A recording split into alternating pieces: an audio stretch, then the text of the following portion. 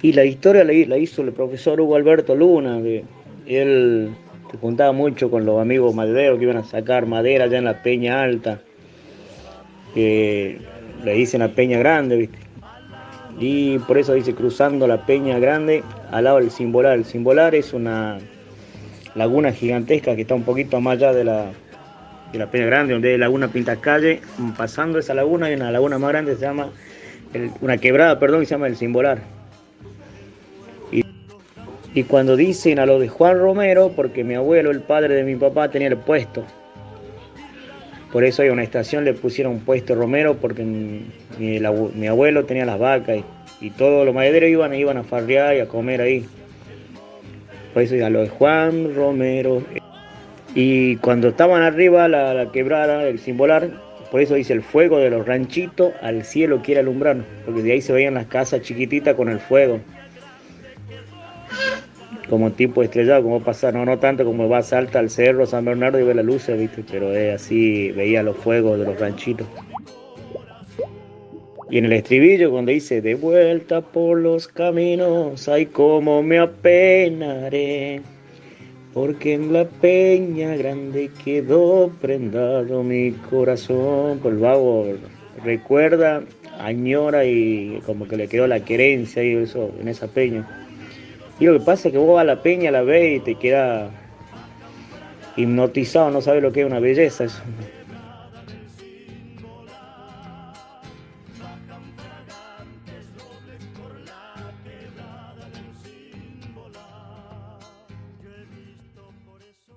Voy a contar una historia que le pasó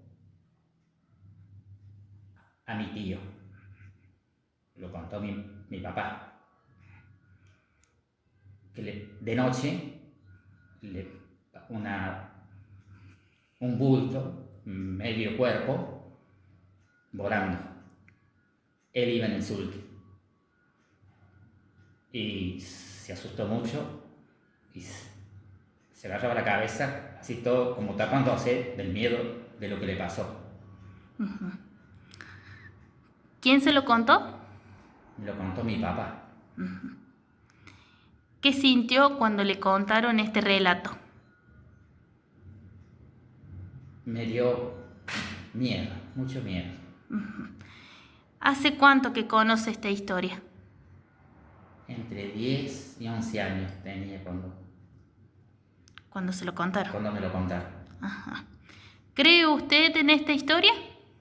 Sí, sí creo. ¿Se lo contó usted a sus hijas o conocidos? Sí, a mis hijas, a mi familia sí, sí se lo conté. Muchas gracias.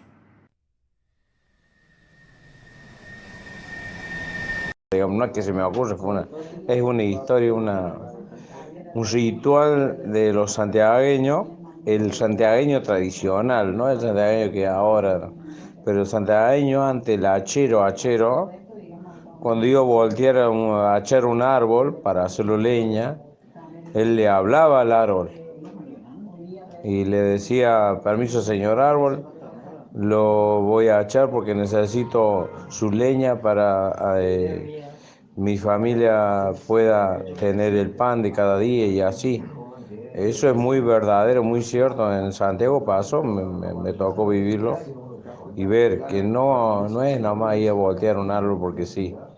Y el santiagueño buscaba el árbol más grande y cuando, antes de ¿cómo se llama? De acharlo, porque resultaba, y si era una creencia, que si lo achaba sin pedir permiso al árbol, el árbol lo flechaba, le provocaba ronchas en el cuerpo. No sé si es cierto o no, pero eso es lo que se cuenta, ¿viste? Lo que se dice como historia. Y entonces el santañeño sí o sí tenía que hablarle al árbol y pedirle permiso. Y decirle por qué lo iba a voltear el árbol. Hablando del quebracho colorado, ¿no?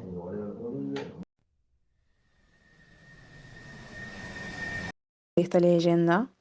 Se trata de Diolinda Correa. Ella fue una mujer cuyo marido, Clemente Bustos, fue reclutado forzosamente hacia las guerras civiles. Vivía en un departamento de Angaco, en la provincia de San Juan, bueno, junto a su familia. Em, Después llegó el momento de que los soldados que viajaban siempre a La Rioja obligaron al marido de Diolinda, contra su voluntad, a unirse a las montoneras. Esto hizo que Diolinda, angustiada por su marido y a la vez huyendo a los acosos de un comisario, decidiera huir tras él. Deseosa de reunirse con su marido, tomó a su hijo lactante y siguió las huellas de la tropa.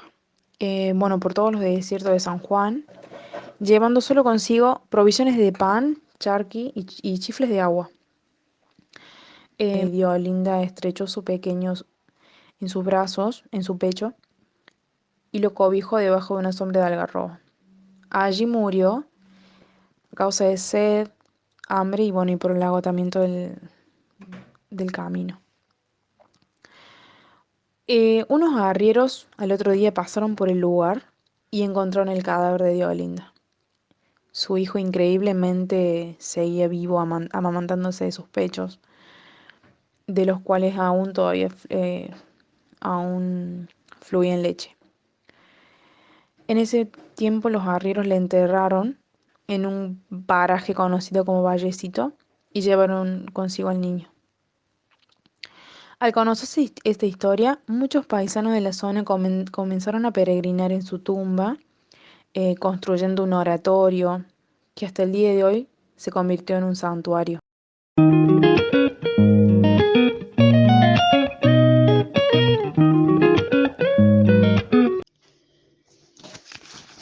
Historia de la Virgen de Río Blanco y Paipaya. Según el relato del sacerdote que vivió a fines del siglo XVIII, Monseñor José de la Iglesia, en Jujuy la conquista se hacía difícil por la diversidad de tribus salvajes que habitaban sus valles y montañas. Cuando no luchaban entre sí, se confederaban para imponer su dominio, oponiéndose a la marcha civilizadora, impidiendo el tráfico con el Perú y destruyendo las poblaciones que se iban formando. Refiriéndose a la Virgen del Rosario de Río Blanco, sostuvo que ella apareció sobre un pacara, un árbol en la confluencia de los ríos Grande y Chico, vestida de celeste y blanco, con un niño Jesús en los brazos, cortándoles el paso a los Paipaya cuando avanzaban sobre la ciudad de Jujuy para destruirla, haciéndolo desistir del intento. La misma se establece en el poblado de Paipaya, los cuales terminarían siendo convertidos al cristianismo por los jesuitas. Actualmente es la patrona de la provincia de Jujuy y su festividad es el 7 de octubre. Su imagen permanece durante todo el año en la Catedral de San Salvador. Año tras año, todos los domingos del mes de octubre, se celebra en Jujuy la procesión al Santuario de la Virgen, que se encuentra ubicado en el pueblo de Río Blanco, una localidad a poco más de 7 kilómetros de la capital. El último domingo del mes se realiza la peregrinación más grande, llegando a concentrarse más de 60.000 personas provenientes de distintas localidades del interior de la provincia de Jujuy y de otras provincias.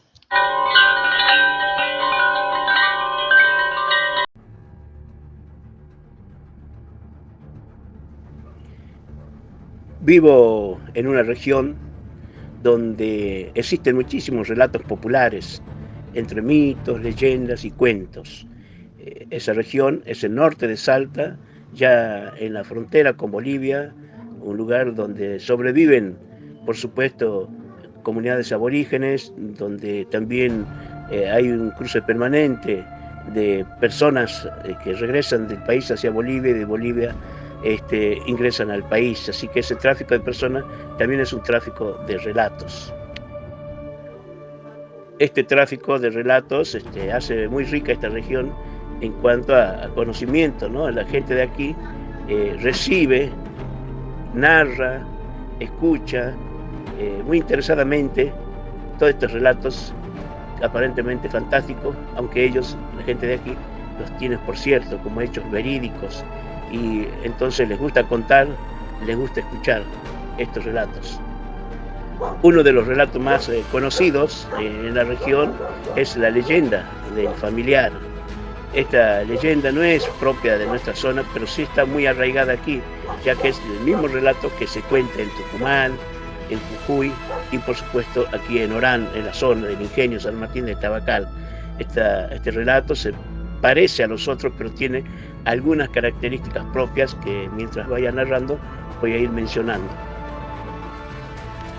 Esta leyenda del familiar se cuenta sobre todo dentro del ámbito del ingenio San Martín de Tabacal, en medio de sus extensos cañaverales, que como sabe mucho, prácticamente rodea la ciudad de Orán. El familiar no es otra cosa que el mismo diablo, el demonio, que suele andar por los cañaverales, por los callejones, por los caminos laterales. Al menos los que narran dicen haberlo encontrado en esos lugares. Se presenta de una forma muy particular, mejor dicho, va cambiando de forma. Para algunos, testimonio, el familiar tiene la forma de un gaucho, bien vestido, a caballo, una voz muy grave. Para otros, el familiar tiene la forma de un viborón gigante. También hay quienes dicen haberlo encontrado en la forma de un perro, de un chivo, incluso de una gallina con pollitos. Esa es la diferencia también de este relato con otros que existen en otros lugares sobre el familiar. Sucede que entre el familiar, o sea, el diablo, y el patrón, el dueño del ingenio, hay un pacto. Ese pacto consiste en que cada año el patrón, el dueño del ingenio, le va a entregar 1 o 2 peones al diablo, se lo lleve en cuerpo y alma a cambio de tener éxito en la zafra, es decir, una cosecha abundosa, un próspero ingreso de monedas, y de allí este esmero por mantener el familiar. El familiar vive en algún lugar del ingenio oculto y en la noche sale a recorrer los cañaverales, los laterales, y bueno, en algún momento se apodera de alguien que ande solo, que a su vez no tenga familiares que lo reclamen, desaparece. En realidad es que alguien del ingenio ha llevado a este hombre hasta el lugar donde vive el familiar y se lo ha entregado. Esto se descubrió un día, hace muchísimo tiempo, cuando un gaucho santiagueño, contratado por el ingenio, llegó con todos los hombres a trabajar en la zafra, y un día desapareció. Desapareció porque se decía que este señor gaucho no tenía familiares aparentemente, nadie que lo reclame, entonces engañándolo lo llevan hasta el ingenio, llegan allí, destapan una suerte de túnel y lo empujan hacia adentro. Ya adentro, este gaucho, que había tomado la precaución de bendecir su puñal y que tenía ese puñal forma de cruz, se enfrenta al familiar que sale dentro de unas pilas de bolsa y se enfrentan en duelo. El familiar se da cuenta que está bendecido ese puñal y le tiene miedo. Y ahí se inicia un juego mortal en que cada uno tira su cuchillo hacia adelante tratando de herir al otro. Dice que en algún momento este gaucho santiagueño le rebana una oreja al diablo, que era un hombre oscuro, demoníaco, que tenía astas, que era de orejas peludas. Le rebana una oreja y el diablo pega un grito y escapa por medio de las bolsas, y el gaucho, con su puñal de plata y bendecido, logra salir. Cuando uno de los vigilantes del ingenio lo descubre al gaucho sobreviviendo de ese encuentro, decide llamarlo a la oficina para hacerle un arreglo.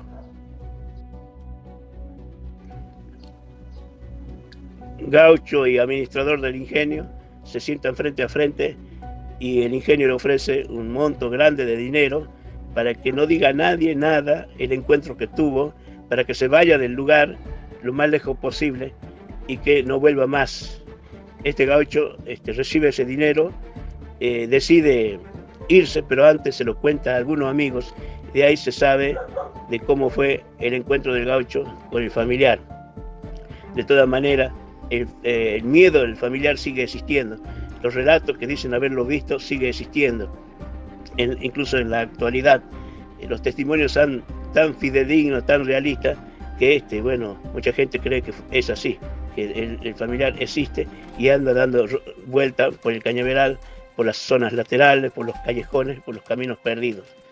Esa es la leyenda del familiar que se cuenta en esta región norte de Salta, especialmente dentro del establecimiento del Ingenio San Martín de Tabacán.